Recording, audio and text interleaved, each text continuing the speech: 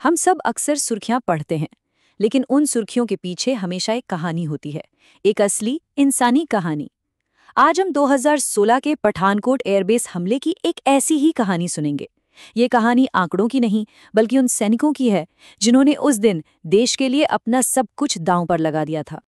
सोचिए, नए साल की शाम है और एक कमांडो बस इतना ही कहता है, नया साल है, देखते हैं कैसी सुबह लाता है।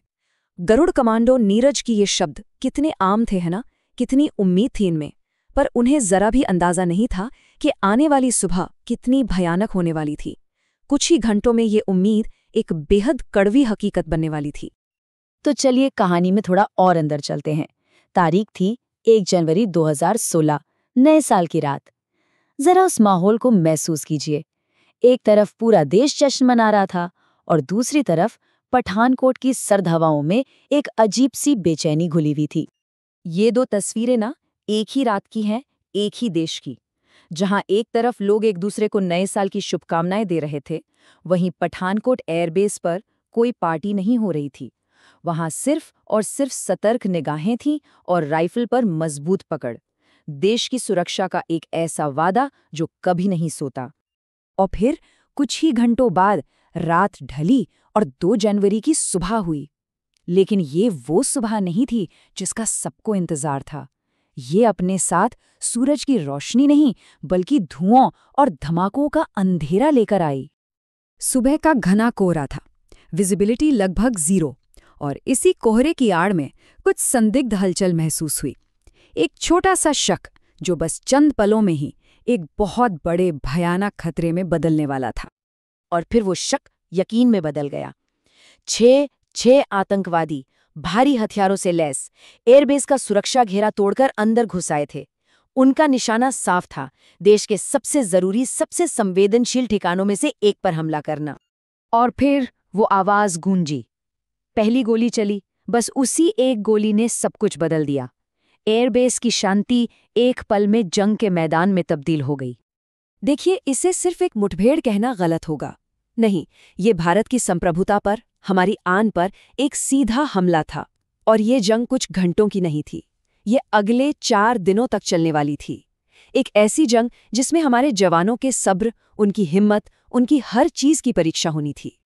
तो ये लड़ाई चली कैसे? देखिए, पहले दिन आतंकियों से पहला संपर्क हुआ, मुठभेड़ शुरू हुई। दूसरा दिन सबसे मुश्किल था, भीषण गोलीबारी, क्लोज क्वार्टर कॉम्बैट। तीसरे दिन तक हमारे जवानों ने एक एक करके जरूरी इलाकों को अपने कंट्रोल में लिया।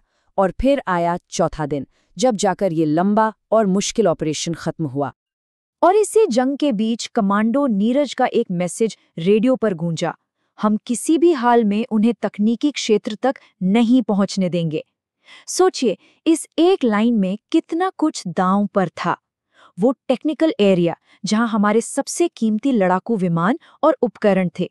अगर आतंकी वहां पहुंच जाते तो नुकसान इतना बड़ा होता जिसकी हम शायद कल्पना भी नहीं कर सकते। इस जंग में जीत तो हमारी हुई, भारत जीता, पर हर जीत की एक कीमत होती है। और पठानकोट की जीत की कीमत बहुत बड़ी थी, इतनी बड़ी कि उसे हमारे वीर जवानों ने अपने खून से चुकाया। 7 वीर सैनिकों ने इस हमले में सर्वोच्च बलिदान दिया, और इनमें गरुड़ कमांडो नीरज भी शामिल थे। वही नीरज जो नए साल की एक अच्छी सुबह की उम्मीद कर रहे थे। उन्होंने देश की रक्षा करते हुए अपने प्राण न्योछावर कर दिए। लेकिन जो बात शायद कलेजा चीर देती है, वो है नीरज की जेब से मिला एक छोटा सा नोट, एक खत अपने बेटे के लिए, जिसमें लिखा था, पापा जल्द लौटेंगे, तेरे साथ पतंग उड़ाने। एक वादा जो अब कभी पूरा नहीं हो सकता था। ये सिर्फ एक नोट नहीं था, ये उस बलिदान की वो मानवीय कीमत थी जिसे कोई आंकड़ा नहीं बता सकता। इन निजी बलिदानों की कहानियों के साथ साथ इस हमले ने पूरे देश को झकझोर कर रख दिया। एक साथ दर्द था, गर्व था और कई मुश्किल सवाल थे। पूरे देश में एक अजीब सा माहौल था। एक तरफ दुख था, गुस्सा था, हर आंख नम थी। लेकिन उसी दुख के साथ साथ ना गर्व की एक जबरदस्त लहर भी थी। अपने उन बेटों पर गर्व जिन्होंने अपनी जान देकर देश की आन बचाई थी। जांच शुरू हुई और बहुत जल्द ये साफ हो गया कि इस कायरतापूर्ण हमले के पीछे कौन था। भारत सरकार ने बताया कि इसके पीछे पाकिस्तान में बैठे आतंकी संगठन जैश-ए-मोहम्मद का हाथ है। और इस हमले ने हमें आईना भी दिखाया। हमारी सुरक्षा को लेकर कई गंभीर सवाल खड़े हो गए, जैसे आतंकवादी सीमा पार करके अंदर आए कैसे?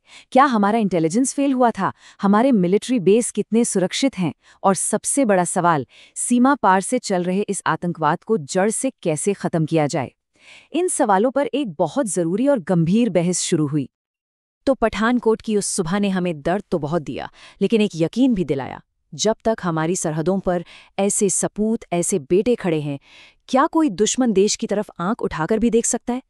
ये सवाल ही उन शहीदों को सबसे बड़ी श्रद्धांजलि है। ये हमें याद दिलाता है कि एक देश की असली ताकत उसके हथियार नहीं, बल्कि उसकी सरहदों पर खड़े इन वीर जवानों का हौसला है।